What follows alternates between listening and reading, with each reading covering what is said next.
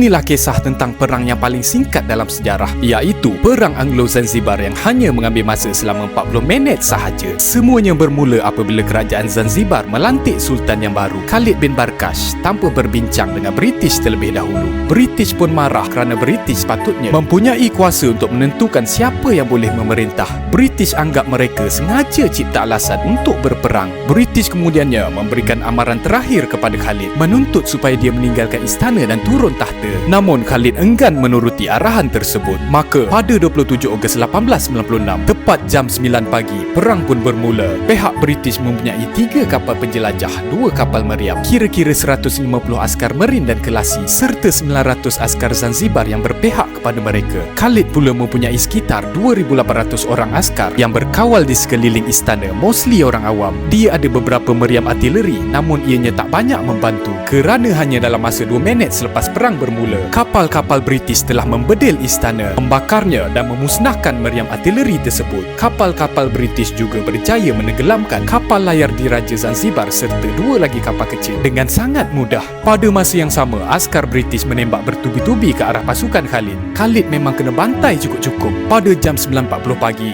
gencatan senjata pun diumumkan. Khalid kehilangan kira-kira 500 orang askar, manakala hanya seorang saja Kelasi British yang cedera. Selepas itu, British melantik Sultan boneka mereka sendiri untuk memerintah Zanzibar.